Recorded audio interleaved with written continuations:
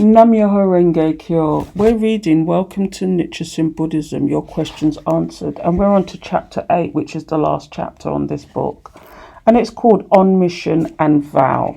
Please forgive my dry throat today. It just feels really weird, and I will clear it every now and then, so please forgive me. So, Buddhism teaches that each individual has a mission in life. What is this mission and what is its significance? So, President Aikida says, each of you have a mission that only you can fulfill. If you do not have such a mission, you would not have been born. You have a mission that is yours and yours alone. In other words, just as the particular circumstances of our lives are unique to each one of us, we each also have our own unique mission. In one sense, mission is another way of describing the achievements of our full potential as an individual. For example, the highest potential of a woman who is a homemaker and mother might best be expressed in her ensuring that all of her family members are well cared for and that they develop their full potential as human beings and achieve their best. For another woman with a different background and attitude, her mission in life may be different, to develop and do her best in the field of the arts or the development sector of any other profession. Likewise for a student, a youth or a man. Each of us possess within us, like a dormant seed, the potential to fulfill a unique mission, whatever that may be. However, as a deep level, there is a far more important and noble mission that is shared by all who chant Nam-Myoho-Renge-Kyo, no matter what one's unique circumstances or background may be, and that is one's mission as a Bodhisattva of the earth. The mission to pray and take action for the happiness of others and to help them manifest their Buddhahood. Our fundamental mission in life, therefore, is that of all Bodhisattvas of the earth who challenges one's situation with courage and joy, and in the process gives hope and courage to people in one's environment. So, how do I awaken to my mission as a Bodhisattva of the earth? A Bodhisattva of the earth is one who chants Nam-Myoho-Renge-Kyo and brings happiness to others by also enabling them to chant the mystic law. We all have the Buddha nature and we are all Bodhisattvas of the earth, but we awaken to our mission as one only when we chant Nam-Myoho-Renge-Kyo. Hence, as a member of the Soka Gakkai International who is chanting Nam-Myoho-Renge-Kyo, practicing the life philosophy for the happiness of self and others, and making this the purpose of their life, you are already fulfilling your mission as a Bodhisattva of the earth. How can I transform my karma into mission? When we look upon our problems and suffering not as our karma but as an opportunity to demonstrate the greatness of the mystic law to others, then our karma becomes our mission. The difference here is that our fight against our karma is no longer a struggle to win for our own sake, but one to emerge victorious over our problems for the sake of others because we wish to show them the power of the mystic law. We derive great strength and courage from this principle and develop the spirit to take on challenges, never fearing hardships or lamenting our painful situations. Rather, we develop a positive approach to difficulties, attain an expansive and optimistic state of life in which we regard all difficulties as peace and comfort, and even learn to rejoice at them, seeing them as opportunities for our personal growth and development. The main point is not to look upon our problems as something personal we would want to overcome for our own sake, but to see them as a means to advance Kofen Rufu, and for such victories to become a source of hope and encouragement for many. The biggest benefit of regarding our karma as our mission is that it is the quickest and surest way of expediting that karma. This is because we want to get rid of that karma for the sake of others, not just our own. President Aikida says, each of us, no matter what hardship we may face or what circumstances we may find ourselves in, has a noble mission that only we can fulfill. When we deeply recognize this, everything changes. To simply regard all our sufferings as karma is passive and defeatist. Instead, we should review them as sufferings we have voluntarily taken on as part of our mission, and which we have vowed to overcome through our Buddhist practice. So, what is the new era of the worldwide Kosen Rufu? The first phase of Kofen Rufu refers to the struggle of the eternal mentors or Soka, Tumisaburo Makugachi, Jose Toda, and Daisuke Aikida, to lay and solidly secure the foundations of Koshin Rufu.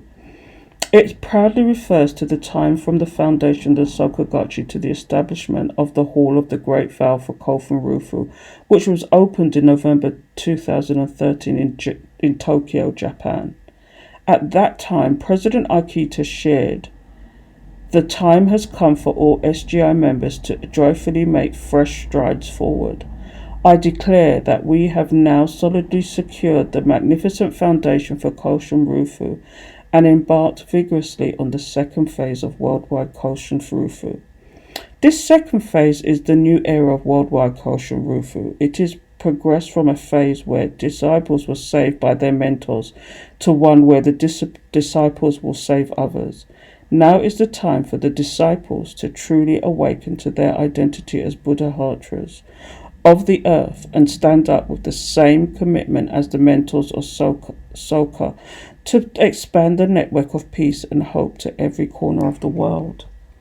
President Akida expressed his great expectations of all SGI members thus: "My disciples, rise up and set forth with fresh vitality and vigor to take your place on a new stage. Humanity of the future is waiting for a great march of the Soka Buddha-hatras of the earth. Therefore, the new era is the era of disciples who have to stand up with the same heart and mind as the mentor, praying and working for the happiness of their fellow members." So, I've heard a lot about Disaisto of the Hall of the Great Vow for Koshin Rufu. What is its significance? The Hall of the Great Vow for Koshin Rufu is a place where members of the SGI come together to review their commitment to work of the happiness and security of people, the flourishing of society, the realization of world peace, and the transformation of the destiny of all humankind.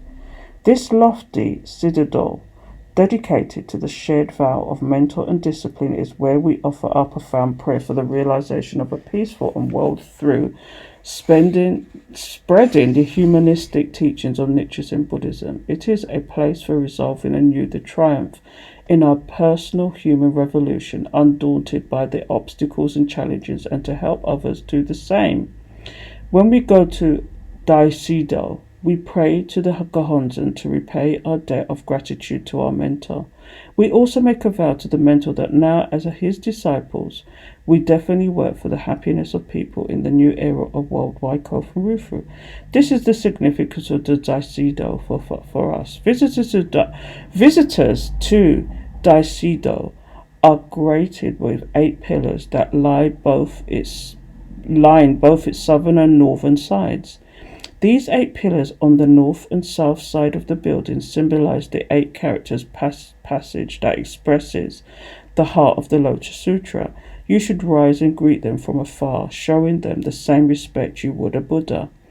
This is also the Sako Gakkai spirit of treasuring each member as if they were a Buddha. This hall is a place where ordinary people gather not only to offer personal prayers to achieve their human revolution and transform their karma, but also to pray to elevate their life state by making a vow for the realization of worldwide Kofen Rufu, which is to lead all people to happiness. What is meant by the Great Vow? Nichiren Daishonin wrote in one of his letters, "My wish is that all my disciples make a great vow." In another he said, "I will make a great vow."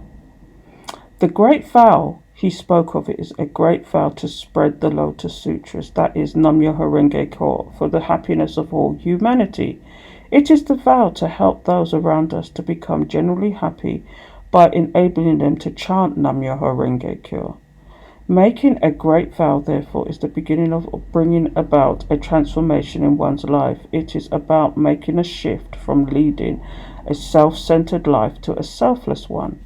In fact, a vow is always made for the sake of others' happiness. A vow for Kofen Rufu brims with the peaceful life force of the Buddha.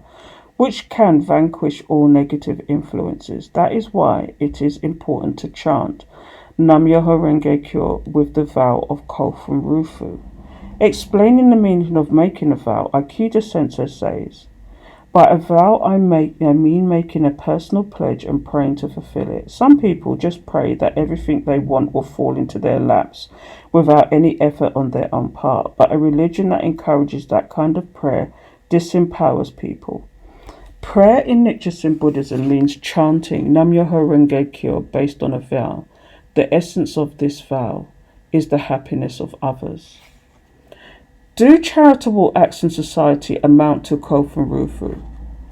Are Kofen Rufu and performing acts of charity the same thing? Kofen Rufu is a simple term means to establish world peace by spreading the mystic law. It refers to a process which aims to activate the highest potential of human beings, i.e. that Buddha nature, by chanting Nam-Myoho-Renge-Kyo, which in turn empowers individuals to challenge and turn around their situations and contribute to society.